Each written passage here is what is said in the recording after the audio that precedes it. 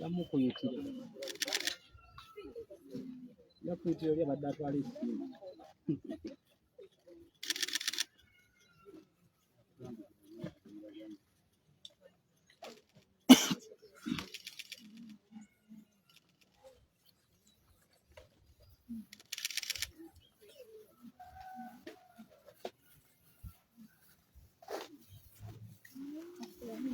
Good afternoon.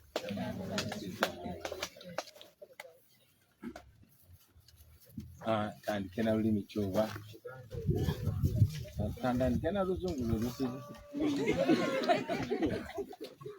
Yeah, good afternoon, ladies and gentlemen, members of the press. Thank you very much for heeding to our call and being with us this afternoon. Today marks 61 years since our nation got independence, but unfortunately, out of that 61 years, 37 of those years have been marked with gun rule, with impunity, with dictatorship. And today, as the rest of the nation is supposed to be celebrating independence, we gather with the families of the victims of abductions, those that have disappeared, those that were killed, and those that are in prison for no reason whatsoever. With me here, I'm with the families of the likes of Semud Sini, Kalanzi, and the most recent abduction is our brother and your fellow journalist, Sesanga Bate, was abducted, and up to now, we don't know where. So we are here to reaffirm that we're not independent. Today, we're supposed to hold our prayers in solidarity with our missing and detained brothers. But as you saw, General Museveni has ordered the military and police to block us from our offices. Our offices in Kamocha, our offices in Bwaise have all been cordoned off by police and the military. As I speak right now, our leaders are in detention. Our Secretary General, Comrade David Lewis Rubongoya, our spokesperson, Comrade Joel Senyonyi, Bishop Tom Sange, our head of training, Pastor Mwanguzi, have all been arrested and they're in detention right now. You saw just a few days ago when I returned on the 5th, I was abducted, I was kidnapped from the tarmac of the national/international airport in Entebbe with utmost impunity. That is the state of affairs in our country, Uganda. For now, we won't substantially address the nation because now we are running up and down trying to secure freedom for our comrades. But in the coming hours, we shall be substantially addressing the nation and guiding on the way forward. I want to reaffirm that we are going to go on with our second phase of the national tour, and that is part of the communication that we were meant to do today, but we shall communicate it as soon as we secure safety and freedom for our brothers and sisters. I thank you, ladies and gentlemen. Tubaniriza basebo ne banyabo banamawulire olwaleero tubebaza olw'okuli omulanga gwaffe ne mujja muwulize bye tulina okwogerako eri eggwanga ate mubyongereyo eri bannansi bannaffe. Lunaku lwaleero nga 9 omwezi gw'Ekkumi mwaka 2023 wegiweze emyaka 61 bukyanga ensi yaffe Uganda efuna bwetwaze oba bukyanga kirangirirwa nti tufunye bwetwaze tuli independent. Nebigenda maaso mu ggwanga lyaffe byongera okakasa nti tetuli independent. Mwenna mwalabye lwe nakomyewo nga 5 bampambidde ku kisaawe ky'ennyonyi Entebbe era abantu bangi ne bakwatibwa abasukka mu 3. Olunaku lwaleero tuli wano era ffe nga bannaffe abalala bonna bajaguza ameefuga ga Uganda, ffe tubadde tuli bakusinkana okusabira obulamu n'emyoyo gy'Abaganda baffe abo bawambibwa abatamanyiddwako mayitire, abo abali mu makomera awatali musango, n'abo abaatemulwa. Olwaleero ndi n'ezimu ku famire z'abannaffe abawambibwa omuli ba Machete Yasini, omuli ba Semudu Michael, omwe muli Baddamulira John, omuli ba Kibalama John Bosco, omuli ba Sheriff Kalanzi, omuli ba Nsanya Mudini n'abalala bangi nnyo. Naye ekyenjawulo ennaku ntono nnyo eziyise ne munnamawulire munnammwe muganda waffe omugundiivu amanyiddwa nga Sesanga Batte naye yawambiddwa era paka kati tetumanyi gyali, tetumanyi gye bamukuumidde ng'enkola ya Museveni bweri. Tukivumirira ekyo ne sekikuvumirira kwonna era twagala okukakasa Bannayuganda nti tetugenda kuzikiza, tetugenda kulekerawo okulwanirira obwenkanya, okulwanirira eddembe lyaffe n'okulwanirira Bannayuganda bonna abave mu buwambe. Mu myaka 61 Uganda gyemaze bukyanga efuna bwetwaze emyaka 37 gye gyakagwako nga tufugibwa ku mudumu gwa mmundu, nga tufugibwa omuntu omu General Museveni, nga Bannayuganda tebalina ddembe lyabwe. Tukivumirira ekyo. Saawa zino wetwogerera ekitebe kyaffe eky'offisi yaffe ey'Ekavule zonna zasaliddwako poliisi n'amagye. Abakulembeze bannaffe omuli Secretary General waffe David Lewis Lubongoya, omuli omwogezi waffe Joel Ssenyonyi, omuli akulira entendeka n'okusomesa abantu ennono yaffe gwe bayita Pastor Muwanguzi ne Bishop Tomusange omunaddiini bakwatiddwa era bakyakumirwa ku poliisi awatali musango. Ekyo no tukivumirira, naye twagala kutegeeza Bannayuganda tetugenda kulekeraawo, tetugenda kusirika, tugenda mu maaso nga tulwanirira eddembe. Era bino gavumenti ya Museveni byeri mukola njagala birememba malamu maanyi, wabula bibongere ate obugumu, mwongere okumanya nti ye ng'omumenyi w'amateeka abuliddwa ekyokukola ekirala okujjako okugenda maaso nga menya amateeka. Njagala bakakasa nti ensi yonna eyimiridde naffe, abantu abaagala enkyukakyuka okwetola ensi yonna bayimiridde naffe, n'amawanga gonna agakkiriza mu ddembe ly'obuntu ne mu demokrasi gayimiridde naffe. Tujja kujja mu bbanga eritali lya wala tubategeeze puroguramu yaffe nga bagenda okutambula eya second phase. Olunaku lwa leero tuyinza obutayogera nammwe mu bulambulukufu kubanga tukyali kaweefube okumakinga sure bannaffe abawambiddwa n'abakwatiddwa bafuna eddembe lyabwe ery'obwebange nga bava ne mu kkomera. Mwebale nnyo, mwebalire ddala.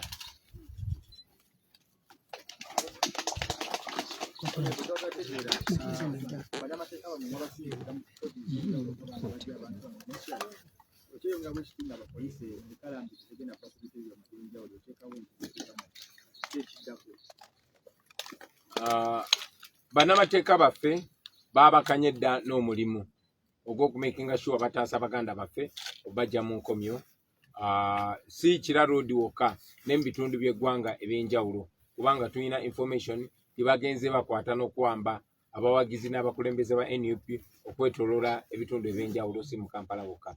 So bannamateeka baffe baabakanye dda n'omulimu ogwo era tukakasa nti bannaffe bajja kuba either nga bavudde mu kkomera oba nga tumanyi awatuufu basibiddwa na misango ki egy'ekimpatira gye babaguddeko.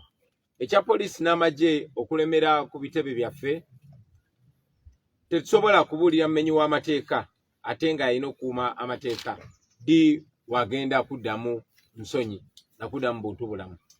Naye tuze tukibagamba nti omuntu akunyigiriza tekigenda kuva mu buntu bulamu bwe alekerawo okunyigiriza, wabula kigenda kuva mu kwerwanako okwo gwe ng'omuntu okumakinga sure tibalekerawo okunyigiriza.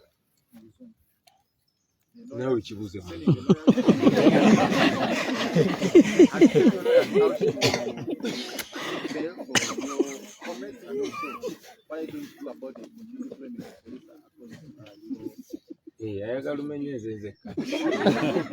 thank you. Yes, our lawyers have already embarked on the task of ensuring that they secure freedom for our comrades and members and our leaders to either secure their freedom or at least make sure that they know where they are being detained and what charges they have slapped on them.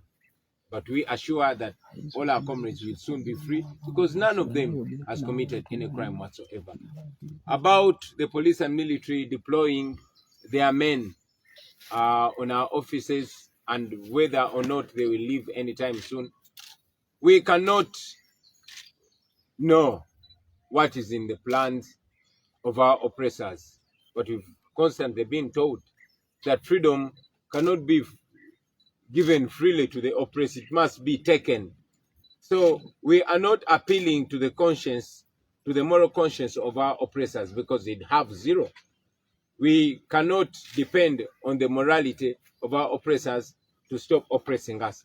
We have to assert our freedom, because this freedom, even constitutionally, is not given by the state. It's mandatory. It's given by God and confirmed by the Constitution. So we shall keep pushing until they leave us in our freedom, which is enshrined in the Constitution.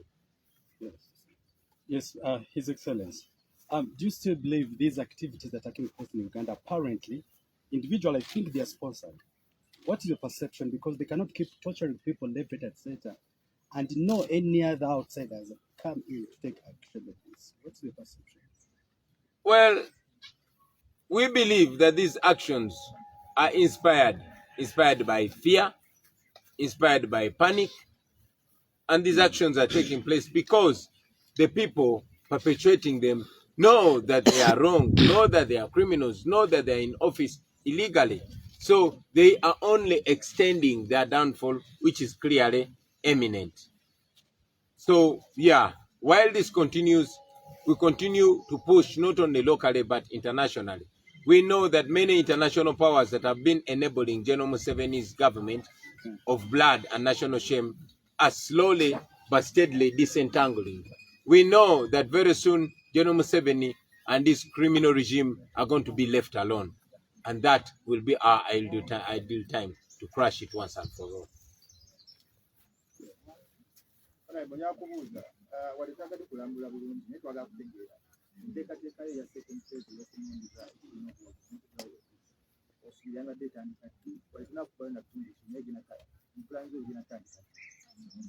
Programu yaffe ya second phase ebadde inakutandika ku Lwakusatu luno okwosa enkya, era tulinze bannaffe bonna bateebwe, then tugenda kuvaayo n'ennambulula entuufu, era yonna gye tulina okubeera batulinde tujja batuukako.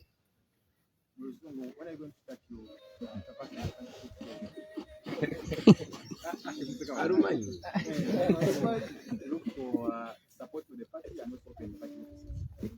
Yeah, ideally our second phase of the national tour is meant to start on Wednesday this week. Yeah, but with all this disorganization and our leaders in incarceration, we want to get all of them out, and we shall substantially communicate to the nation. Mr. President, my name is Jimmy from the New Vision.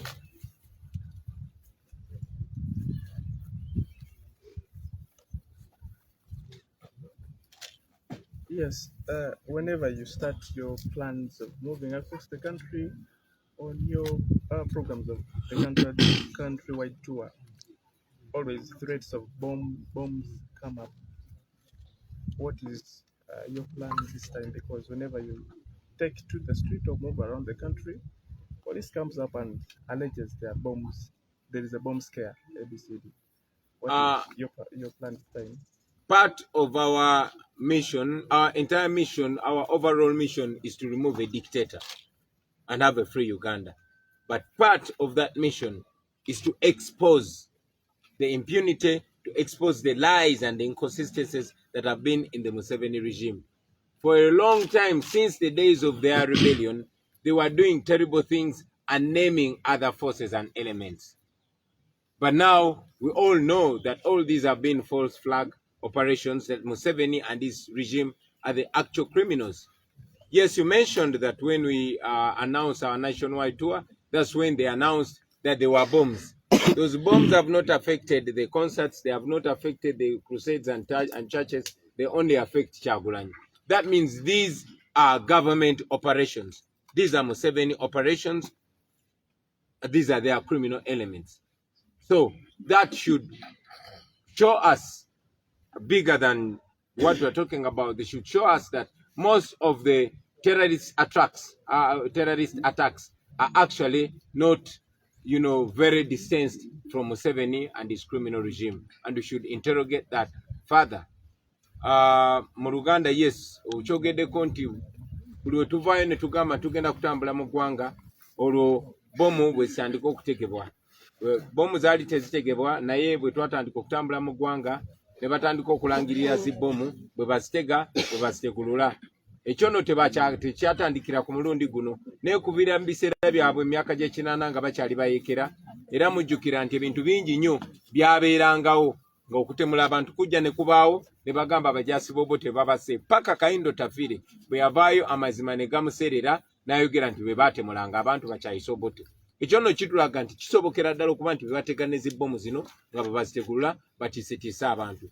Omuntu bw'oba osobola okwambala uniform ya Civil Aviation Authority n'ojja n'owamba omukulembeze ku kisaawe ky'ennyonyi kyekisobola okugaana okwambala ng'aba ADF n'ogenda n'otemula abantu e Kasese. Ekyo nno njagala bannayuganda batandikirawo okufumiitiriza bamanye terrorist omutuufu y'ani era baani ababadde batemula abantu baffe.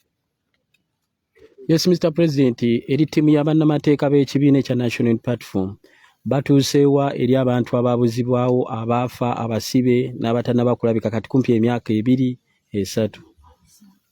Weebale nnyo, ekyo ekibuuzo ndowooza kankiddemu ku lwa famire z'abannaffe abaabuzibwawo n'abo bali mu makomera awatali musango.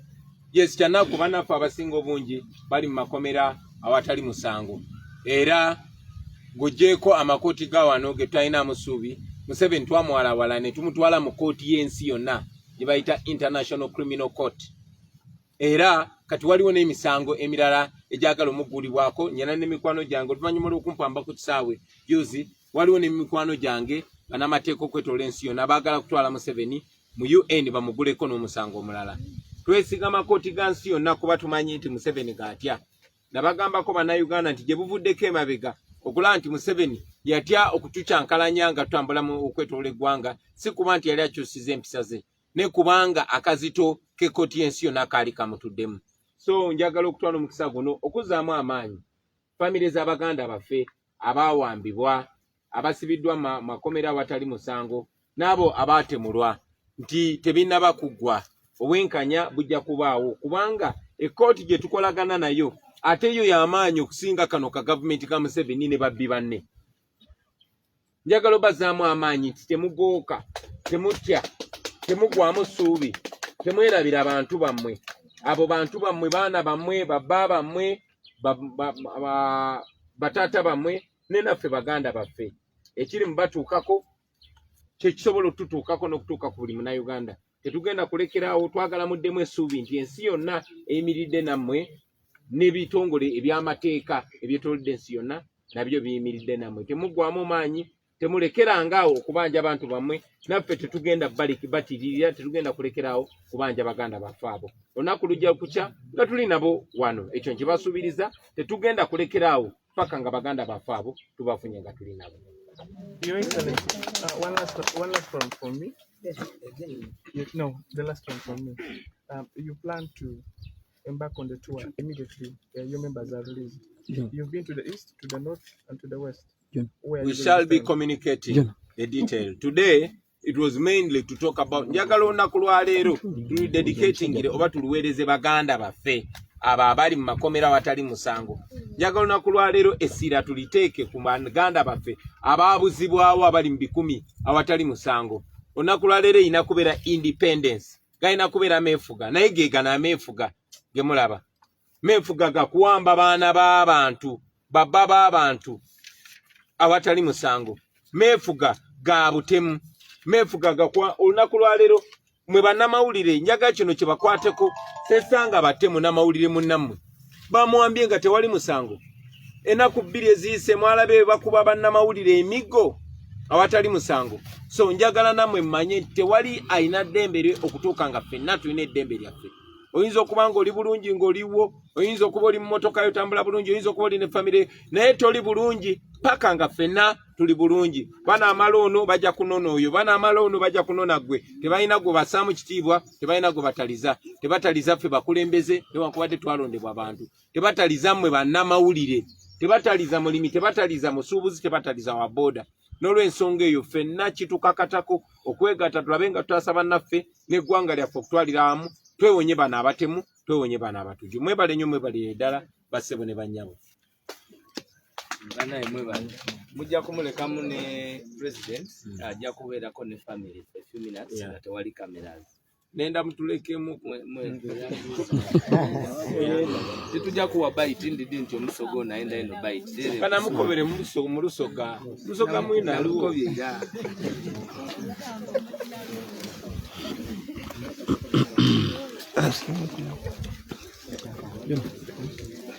balinze mujje ku kamera zammwe.